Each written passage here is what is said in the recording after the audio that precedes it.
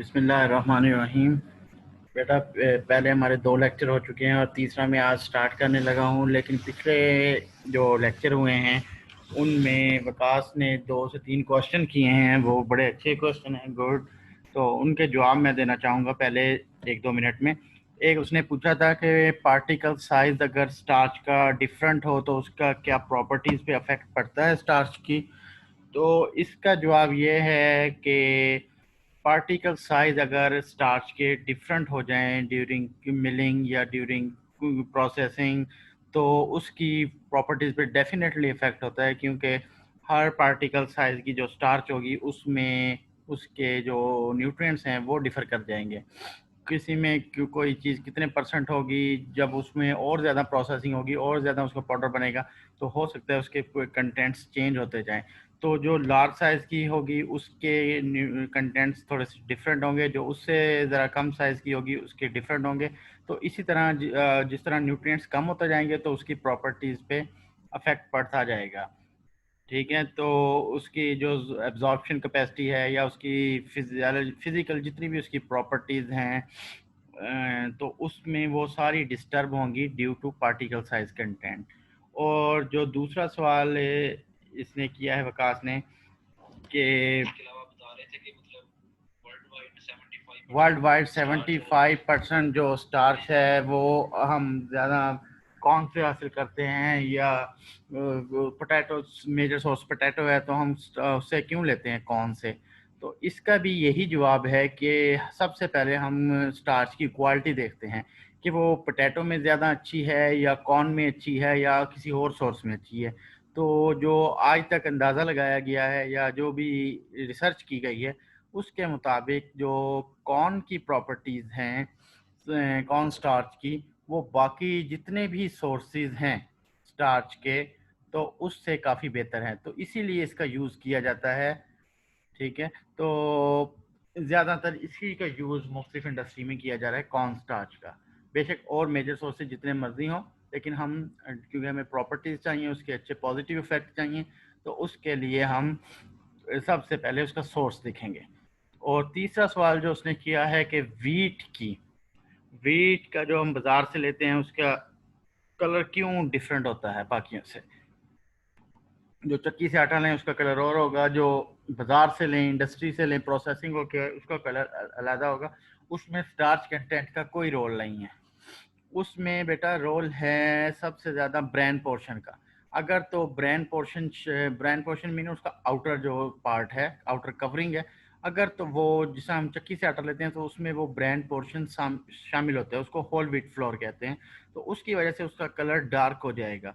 और अगर हम बाज़ार से किसी मिल से लें आटा या किसी प्रोसेसिंग इंडस्ट्री से लें तो उसका कलर लाइट से लाइट होता जाएगा, क्योंकि उसमें से ब्रेन 100% रिमूव कर देते हैं और इसकी वजह से उसका कलर वाइट हो जाएगा। और इसका ये वाइट कलर होने का सिर्फ शोबाजी है, इसमें दिखावा है, अदरवाइज ये बस गुड लुकिंग है और इसका जो पोटेंशियल हेल्थ बेनिफिट्स हैं वो ज़ीरो हो जाते हैं। जो पोटेंशियल हेल्थ बेनिफिट्स वीट के हैं वो होल व्हीट फ्लोर के हैं जिसमें ब्रेन पोर्शन शामिल हो।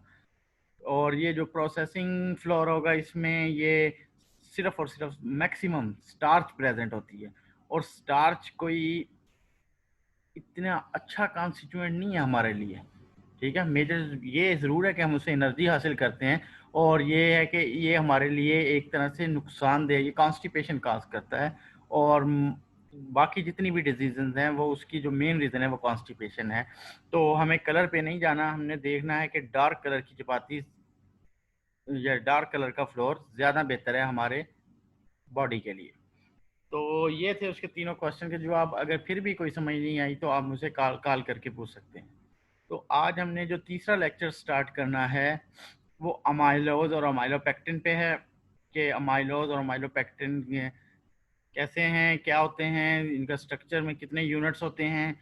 वैसे तो अगर हम ये बोर्ड पे करते तो आपको ज़्यादा इजीली समझ आना था, लेकिन अनफॉर्चुनेटली बस ऐसे ही गुजारा करना पड़ना है, बस आपको रट्टा ही लगाना पड़ना है और हमारे पास कोई ऑप्शन नहीं है। तो इसमें मैंने कुछ चीज़ें प्रेजेंटेशन में शामिल कर दी हैं जो मोस्ट इम्पॉर्टेंट थी, यहाँ से आप गो थ्रू हो जाएं तो वो अब रटे वाली ही चीज़ें हैं ये, और अगर ज़्यादा बोर्ड होता तो मैं इजीली आपको इसका स्ट्रक्चर बना के दिखा सकता था। तो इसमें ये है कि पेपर में इतना डीप नहीं आएगा, पेपर में जनरल ही होगा, ज़्यादा टफ नहीं होगा। तो इसमें अमाइलोज के बारे में है कि ये उसका एक इम्पॉर्टेंट यूनिट है, अनब्रांच चेन है इसके, सिंगल मोस्टली अनब्रांच चेन, और इतने यूनिट जितने यहाँ लिखे हुए हैं 500 to 20,000 alpha 1,4-D glucose units होते हैं।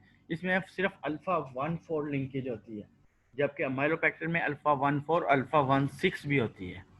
ठीक है, तो ये इसमें इतने यूनिट्स हैं, आपने ये चीज़ याद रखनी है, और अल्फा 1,4-D ग्लूकोज यूनिट होते हैं, ये लिंकेज याद रखनी है।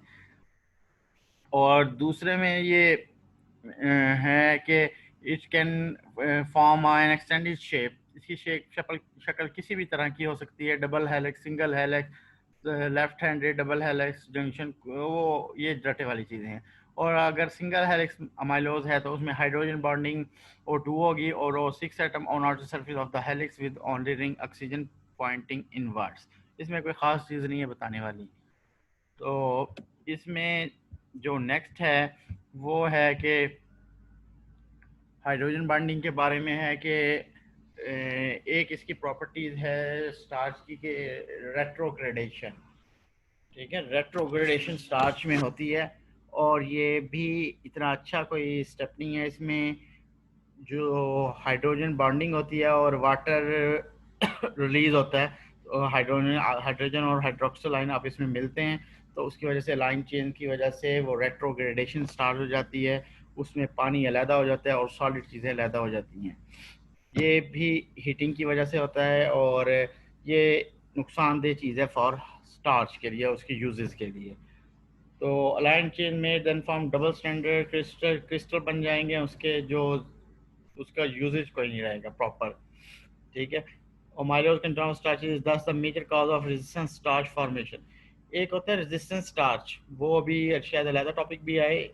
तो रेजिस्टेंस स्टार्च है वो, उसको हम अपने मुताबिक ढाल सकते हैं, वो जल्दी वो नहीं होती, डिग्रेड नहीं होती, तो उसको अपने मुताबिक यूज़ कर सकते हैं। और एक इसका अमाइलोज का यूज़ है कि इससे जेल अच्छी बनती है, to form ability to form a gel after has been cooked. ठीक है, जेलेटिनाइजेशन होती है इसका, जो अच्छी प्रॉपर्टीज़ है। ये एक अमाइलोज यूनिट है, इसमें बस आप देख लें जिस तरह बेंजीन रिंग होता है उस तरह के बने हुए हैं, OH और O हाइड्रोक्सिल आयन और ऑक्सीजन आयन अटैच हैं साथ, तो इस तरह की शक्ल होती है 1,4 लिंकेजेस की। ठीक है, तो अब है अमाइलोपेक्टिन। ठीक है, ये भी अमाइलोज से थोड़ा सा लार्जर है, मालिक्यूल है। Amylopectin is a branch polymer that is much larger than the amylose. इसमें मैंने पहले भी आपको बताया कि 1,4 लिंकेजेस भी है और 1,6 है, 1,6 लिंक ब्रांच पॉइंट्स।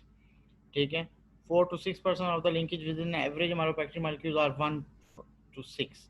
सिर्फ 4 to 6% 1,6 लिंकेजेस है, और बाकी जितने भी परसेंट है, ठीक है, कितनी हो जाएगी, 94 to 95 96%, वो अल्फा 1,4 ही है। थोड़ी सी एडिशन हुई इसमें 1,6 लिंकेजेस की, और इसमें जो मालिक्यूल्स हैं वो आप देख रहे हैं 20,000 ब्रांचेज इन एवरेज मालिक्यूल। ठीक है, तो because of highly branch nature of the amylopectin it's property different from those of amylose. इसकी जो प्रॉपर्टीज़ हैं वो हाईली ब्रांच होने की वजह से अमाइलोज से थोड़ी सी डिफरेंट हैं। उसमें रेट्रोग्रेडेशन जल्दी होती थी, रेट्रोग्रेडेशन मैंने बताया है हार्मफुल वो है, प्रोसेस है जिसमें वाटर रिलीज होता है और स्टार्च डिग्रेड होती है। तो इसमें हाईली ब्रांच की वजह से रेट्रोग्रेडेशन स्लो है, इसलिए ये जिसमें 1,6 लिंकेजेस ज़्यादा होगी वो ख़राब नहीं होगी स्टार्च। जेल फॉर्मेशन कैन आदर बी डिलेड।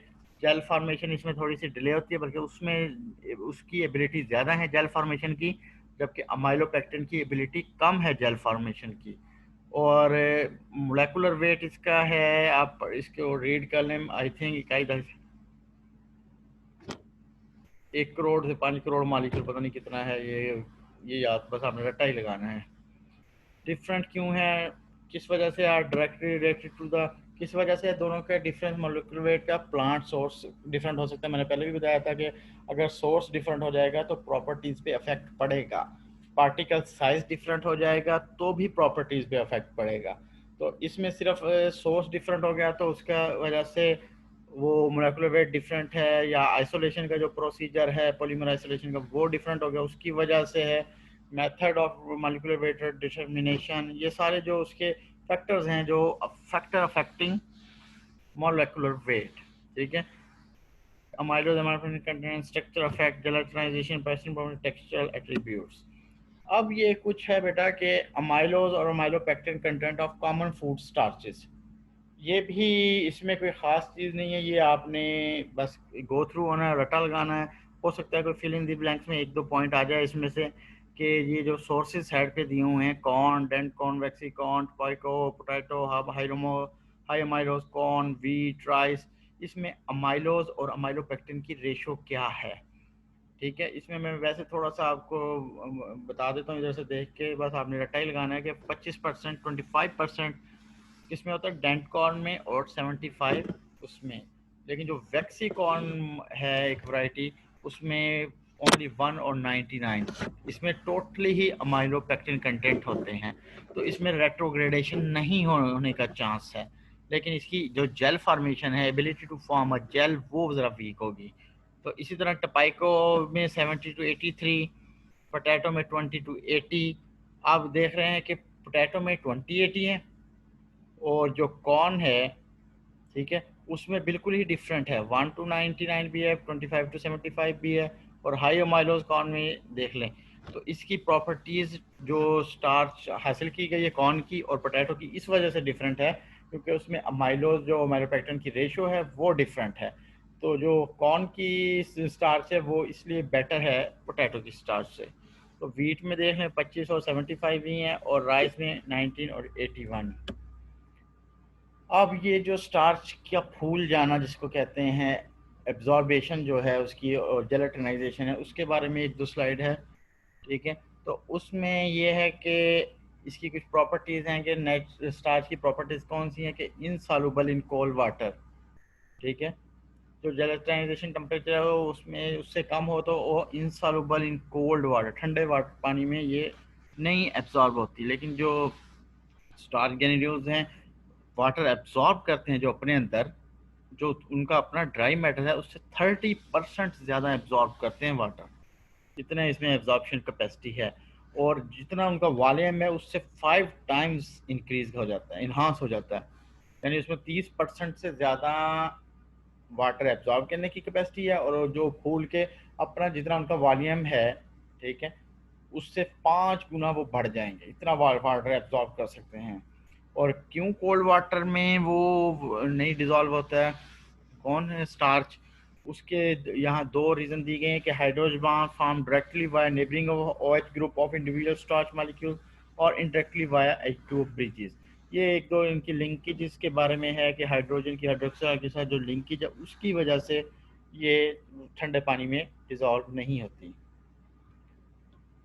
अब ये है कि आगे भी वही रीज़न दे रहा है कि क्यों नहीं डिजॉल्व होती, कि many number of hydrogen atom which restrict its solubilization cold water, hydrogen bond की वजह से ये, उसके बहुत ज़्यादा हाइड्रोजन बॉन्ड है उस वजह से भी ये डिजॉल्व नहीं होती ठंडे पानी में।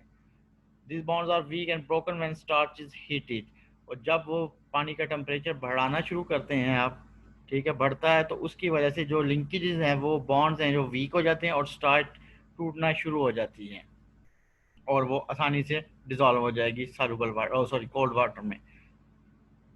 एक यहाँ लफ्ज़ टर्म लिखी हुई है, जेलेटिनाइजेशन इज लॉस इन बायरफ्रिंगेंस।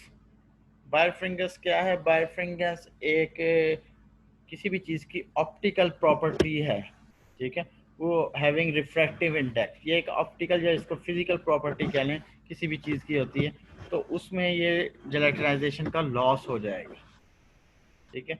ये स्टार से रेलिवेंट नहीं है, ये किसी भी चीज़ की फिजिकल प्रॉपर्टीज़ को ये कहते हैं बायोफ्रिंग, या ऑप्टिकल प्रॉपर्टी को बायोफ्रिंगेंस कहते हैं। ये नीचे लिखा हुआ है, birefringence indicate high degree order arrangement of molecule in case of star arrangement है ये मॉलिक्यूल्स की, उस प्रोसेस को बायोफ्रिंगेंस कहते हैं।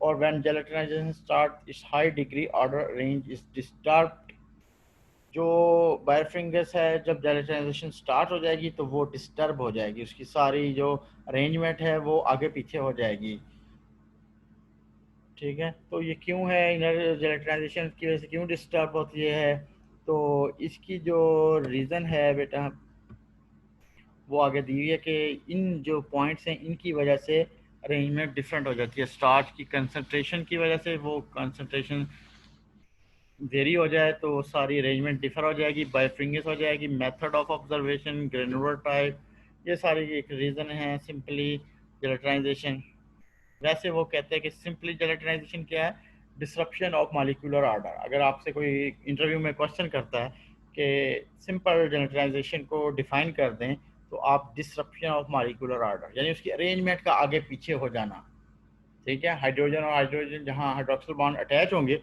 उनकी अरेंजमेंट का डिफर हो जाना, ठीक है, जिसे बायोफ्रिंगेंस का डिफर हो जाना जेलेटिनाइजेशन कहलाता है। ये किस चीज़ पे डिपेंडेंट है, टेम्परेचर पे जेलेटिनाइजेशन का मेन डिपेंडेंस है और मॉइस्चर डिपेंडेंट है, मॉइस्चर कंटेंट पे, ठीक है। ये इरिवर्सिबल प्रोसेस भी है, दोबारा भी उसमें कन्वर्ट हो जाता है, और टेम्परेचर अगर वापस उस पर चला जाए तो ये दोबारा जेलेटिनाइजेशन वापस हो जाएगी। Initially increase the size of granule, वो जाहिर है जब सबका साइज बढ़ेगा तो इसका साइज भी बढ़ेगा। ये सारी की जो प्रॉपर्टीज़ दी हुई हैं ये सारी उसकी जेलेटिनाइजेशन की हैं। इसमें जो मेन चीज़ है इसमें जो लिखा हुआ है, माइलोपेक्टिन हैज़ टू रीजन एमॉर्फस, यानी इसकी दो प्रॉपर्टीज़ हैं, एमॉर्फस और क्रिस्टलाइन। ये पाउडर फॉर्म में भी हो सकता है और क्रिस्टलाइन भी होता है। तो वाटर सॉल्युबिलिटी के लिहाज से अगर उस केस में देखा जाए तो swelling start from the amorphous region, ज़ाहिर है पाउडर फॉर्म में जल्दी ज़्यादा एब्जॉर्ब होगा, बजाय कि क्रिस्टलाइन फॉर्म में पानी ज़्यादा एब्जॉर्ब होगा, hydrogen bonding between starch water will be broken up. ये सारा एक प्रोसेस लिखा हुआ है, इसमें कोई भी चीज़ टेक्निकल नहीं है, सारी रटे वाली चीज़ें हैं। अब ये आपने याद करनी है, यहाँ से था कि यहाँ तक हमने पढ़ लिया था। व्हेन टेम्परेचर इंक्रीज हाइड्रेशन, मैं एक दफ़ा पढ़ देता हूँ, अगर कोई इसमें कोई टेक्निकल पॉइंट हुआ तो मैं बता दूंगा, अदरवाइज आपने इसमें से गो थ्रू होना है। Hydration occur in amorphous region है, hydrogen bond in crystalline region initial to disturb, ठीक है, इसमें भी कोई ख़ास चीज़ नहीं है।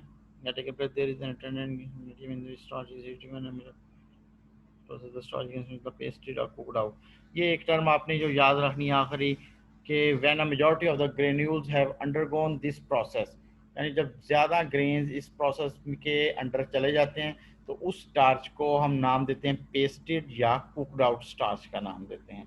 ये शायद फिल इन द ब्लैंक्स में एक क्वेश्चन आ जाए, बाकी ज़रूरत नहीं है पढ़ने की। When a majority of the granules have undergone this process, the starch is considered to be pasted or cooked out. ठीक है, the temperature at which starch begins to undergo this change is referred to as gelatinization temperature। ये भी एक simple definition लिखी हुई है gelatinization temperature की, अगर कोई पूछ दे तो कहते हैं जहाँ से gelatinization स्टार्ट होना शुरू होती है उसको gelatinization temperature कहते हैं। ये एक ये चीज़ याद रखनी है, 50 सेंटीग्रेड स्टार्ट अब, ये फिल इन द ब्लैंक्स में आएगा, gelatinization स्टार्ट अबव 50 सेंटीग्रेड, ठीक है। मुख्तलिफ टम्परेचर हैं उसके, उसमें तो ख़ास नहीं है, ये चीज़ें टेम्परेचर वेरी करते हैं। अब ये है कि फैक्टर अफेक्टिंग जेलेटिनाइजेशन टेम्परेचर कौन से हैं। स्टार्च सोर्स है जो जेलेटिनाइजेशन पे टेम्परेचर अफेक्ट करेगा। सोर्स मीन पोटैटो से ली गई है, कॉर्न से ली गई है या वीट से ली गई है, और वाटर कितना अवेलेबल है, कम है या ज़्यादा है, कंसनट्रेशन स्टार्च की कितनी है, कितने ग्राम है, कितने किलोग्राम है। व्हेन वाटर, ये तीन आपने ये फिलिंदी ब्लैंक्स में आ सकते हैं कि फैक्टर कौन से जेलेटिनाइजेशन टेम्परेचर पे अफेक्ट करते हैं। आपने तीनों पॉइंट्स खाली जगह में लिख देने हैं कि सोर्स उसका डिफर हो, डिफरेंट सोर्स, अवेलेबिलिटी कितनी है वह पानी की, और तीसरा कंसनट्रेशन। बाकी आगे कोई ख़ास चीज़ नहीं है। एक चीज़ इसमें जो आपने याद रखनी है कि लास्ट जो इसका पॉइंट है, the interaction will force the water of system, उसको हम जब वाटर उसमें से निकल जाता है, सॉलिड अलहदा हो जाए और पानी अलहदा हो जाए, तो उस प्रोसेस को हम साइनार्सिस कहते हैं। ये बस एक डेफिनेशन आपने इस स्लाइड में याद रखनी है। ये एक डायरेक्ट रिलेशनशिप दिया गया माइलोज और जेल में, कि माइलोज में ही एबिलिटी होती है टू जेल फॉर्मेशन की, मैन्युफैक्चर में तो नहीं होती, कम होती है। तो higher amylose content stiff gel, stiff mean सख्त हो जाएगी, और लो होंगे तो सॉफ्ट जेल बनेगी। स्टिफ मीन सख्त, हार्ड। ये इनडायरेक्ट, ये सॉरी डायरेक्ट रिलेशनशिप है कि हायर जो ही स्टार्च बढ़ेगी तो जेल स्ट्रॉन्ग होगी, और जब कम होगी तो सॉफ्ट होगी, डायरेक्टली प्रोपोर्शन। ये कुछ फिगर आपने याद कर लेने। जेनेटाइजेशन ऑफ कॉमन फूड स्टार्चेस कितनी है? डेंट कॉर्न 62 से 80, मैक्सिकॉर्न 63 से 72, wheat 52 to 85, potato 58 to 65 centigrade and tobacco 50। ये एक रेंज है, ये याद कर लेंगे, हो सकता है फिल इन द ब्लैंक्स नहीं आ जाए। आज बेटा इतना ही काफ़ी है, बाकी नेक्स्ट लेक्चर में पढ़ेंगे। तो अगर कोई क्वेश्चन हुआ तो आप मुझे व्हाट्सएप पे या उस पर मोबाइल पे कॉल करके पूछ सकते हैं, ठीक है। तो इसमें जो मेन चीज़ है, आपने गो थ्रू हो जाना है, जो मेन सिर्फ है वो याद करनी है, फिगर्स वगैरह, बाकी तो रिएक्शन है वो तो आपको समझ नहीं आएंगे। थैंक यू बेटा, शुक्रिया।